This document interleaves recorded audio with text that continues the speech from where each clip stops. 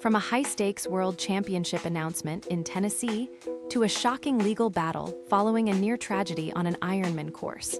Plus, how you can conquer your first triathlon on just 4 hours of training a week. We're covering the biggest headlines in multisport today, starting with the official word on where the world's elite will be racing in 2027. The wait is officially over. Ironman has confirmed that Chattanooga, Tennessee, will host the 2027 Ironman 70.3 World Championship. After months of speculation, following a delay in the usual announcement window, the triathlon community finally has its destination. Chattanooga is no stranger to the global stage, having hosted this very event back in 2017. The year, Javier Gomez and Daniela Riff took home the world titles. That 2017 race was historic, marking the first time the 70.3 Worlds were split into 2 separate race days for men and women, a format that has since become the gold standard. One big question remains: will the infamous Lookout Mountain climb return to the bike course? Athletes have already taken to social media hoping for the challenge. With the qualification period officially opening on July 4th, the race to punch your ticket to Tennessee starts in just a few short weeks. Moving from the pro scene to some serious news out of Jacksonville, where the legal aftermath of a terrifying incident is now playing out in court. 62-year-old Daryl Simon has pleaded not guilty to felony DUI and several other charges after his vehicle was caught on camera barreling through the Ironman Jacksonville course. The dash cam footage from the May 16th incident is chilling, showing the vehicle narrowly missing athletes during the run leg before police were forced to perform a pit maneuver. While remarkably no athletes were injured, authorities have made it clear that this could have easily turned into a tragedy. Simon is now facing 6 felony charges as a habitual offender, with a potential sentence of up to 7 years in prison if convicted. He is currently ordered to return to court on July 28th, as this case continues to wind through the legal system. Finally, if you've been using the "I don't have enough time" excuse to put off your first triathlon, USAT elite coach Ian Murray has some news for you. Murray, head coach of the LA Tri Club, argues that you can absolutely prepare for a sprint distance race on just 4 hours of training per week. The key, he says, is consistency and smart programming, like the run-walk method to build endurance safely and prevent injury. He also emphasizes that you shouldn't get caught up in the gear arms race. An old, safe bike is more than enough to get you across the finish line. His advice for beginners: don't go big for your first race. Stick to the sprint distance to master the logistics and nerves before moving up to longer formats. Ultimately, it's about proving to yourself you can do it, staying consistent, and most importantly, crossing that finish line with a smile on your face. Speaking of smaller, community-focused events, the tradition of the sport was on full display this weekend at the 45th anniversary of the mighty Montauk Triathlon. This race has become a staple of the multi-sport calendar, raising vital funds for the Lusgarten Foundation for pancreatic cancer research. It's a race that isn't just about the clock. It's about heritage, with generational families competing side by side on the course. William Huffman continued his dominant streak, claiming his 5th consecutive win, proving that even local races are fiercely competitive. Meanwhile, the women's Olympic distance saw Natalie Obando take the top spot, highlighting the strong presence of the full-throttle endurance team. It's a great reminder that while we often obsess over world championships and high-tech gear, the heart of triathlon lives in these small-town, volunteer-led events. Race director Merle McDonald-Aaron described it perfectly. It's not a triathlon, it's a tradition.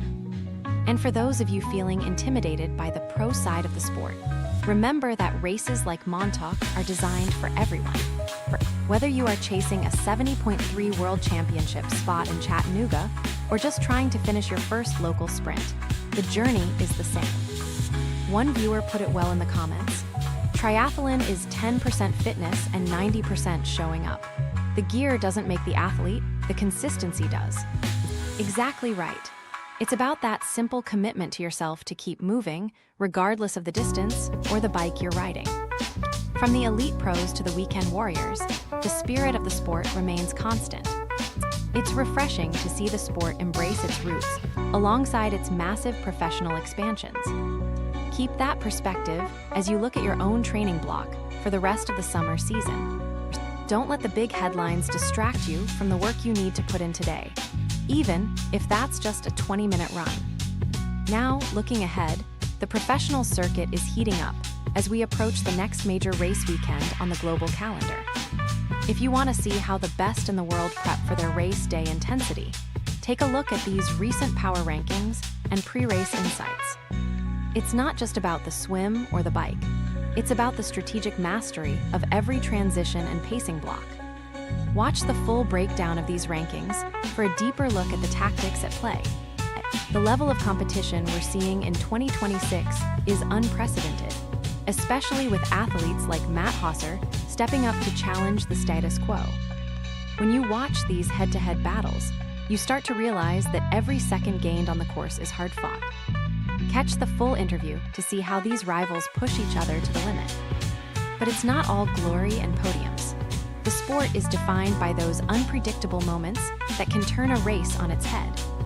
One slip, one mechanical issue, or one bad turn in a technical section can change the outcome of a World Triathlon Series event. As we move into the peak of the summer, the focus turns to maintenance and longevity. Whether it's properly caring for your race day gear or incorporating recovery technology like lever movement to extend your running career, the details matter. Even top performers like Trevor Foley stress the importance of Zone 2 training to build that aerobic base without burning out. It's a balance of intensity and steady-state work that carries you through the rigors of an entire season.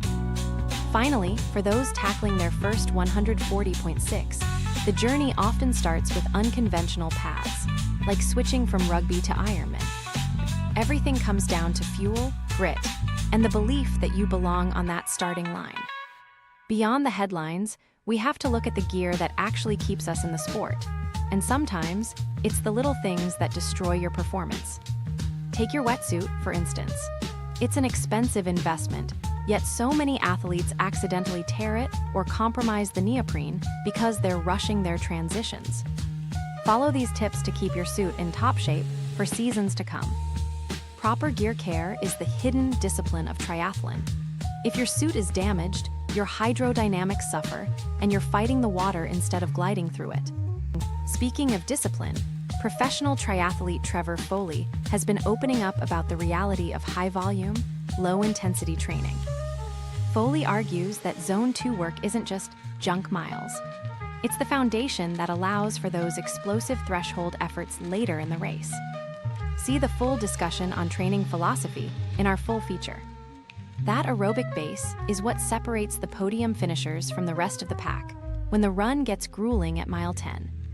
And for those dealing with the physical toll of running, technology is evolving to help us stay on the road longer. Weight unloading systems, like the lever movement, are changing the recovery game for pros and age groupers alike. Learn how this tech can keep your joints healthy throughout the season. It allows you to hit your run sessions with higher quality and less impact, reducing the risk of the dreaded overuse injuries that plague so many beginners. Finally, we're seeing a new wave of athletes coming into the sport from completely different backgrounds.